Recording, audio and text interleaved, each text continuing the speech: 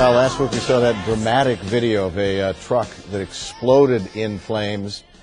This is the guy who helped pull the driver out, Zach Brown. You were literally driving down from Plano, headed down Central Expressway, headed south, and you saw what?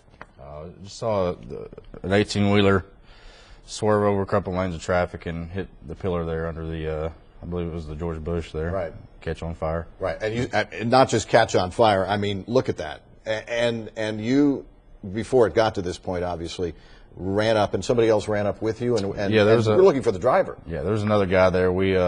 My first concern was the driver, of course, and we couldn't see him in the cab, and the truck had already caught on fire at this time, and couldn't see him in the cab. So our first concern was him, and I thought he had been ejected since the windshield was laying out on the hood, so I started looking around on the ground, couldn't find him, so his head popped up in the sleeper behind the He'd been thrown into the back of the sleeper of the cab. So, and you say the guy actually did not want to get out of the truck? No, when I opened the door, the flames had already started coming up, and there was a small fire extinguisher there, so I handed the fire extinguisher to the guy behind me and jumped up in the cab and explained to him that his truck was on fire. He'd been in an accident. He was clearly dazed and confused. Yeah.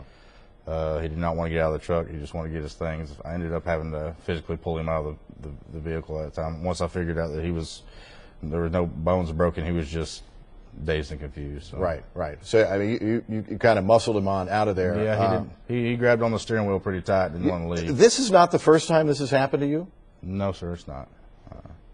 No, when I was in Oklahoma, I was the chief of police in Oklahoma, in a small town up there, and there was a accident outside of my jurisdiction that I pulled a guy out of a fire there as well. Yeah, you know, the wise thing to do is wait for the fire department to get there. You're right. You're true. That's very true. But in this instance, nobody was stopping, and I would want somebody to do that for me. So. Right.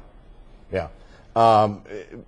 But as you're looking at this, and the flames obviously are growing, and you're worried about fuel. I mean, you know what it looks like on television right there. It wasn't quite to that point yet, but it was going to get there, and you knew it. Yes, sir.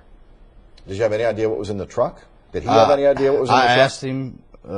I kind of ran past the truck on the way up. I didn't see any placards which would indicate any kind of hazardous materials. You had that much presence of mind to be looking as you're running up to it and saying, gee, there's no hazardous materials in that truck. Well, I mean, there's a lot of things that go on during a wreck like that. I've been in law enforcement for a little while, so those are things that we're trained to look for, and I didn't see anything that would indicate that it was. Now, the tires were starting to pop at that point, so I know that diesel doesn't engulf in flames real easily. It has to be heated up to high temperature. So I knew we had a little bit of time. Our main concern was just trying to find out where he was. Right, but you knew at some point, you had the presence of mind to know that at some point, if I don't get this guy out of here, or if I don't find the guy, I've got to back off and just let nature take its course. Yes, sir. Yes, sir. Yeah. Have you been in touch with the driver?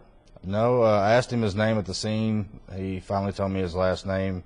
Asked him a couple of questions before the cops got there to make sure that he was coherent and didn't have any kind of brain injuries. A lady in some scrubs had pulled over. I guess she was a nurse, so I kind of set him with her and make sure. He kept trying to want to walk back to the truck, so me and another guy kept him off the truck. There was actually 4 or 5 people actually ended up stopping and helping on that. Another day in the life. And just so you know, not related to the Zach Brown band. You get that all the time. Yes, sir. You run a bail bond company. I don't run it, but downtown I do Cowboy Bail Bonds. I am the manager there. Right. So no stranger to running into some interesting people and interesting situations. I have a lot of stories. I bet. I'm going to have you back and over a beer sometime. Thanks so much for coming in. We really appreciate it. And I don't know where that driver is right now, but I know he appreciates it as well. Thank you. Thanks for coming in.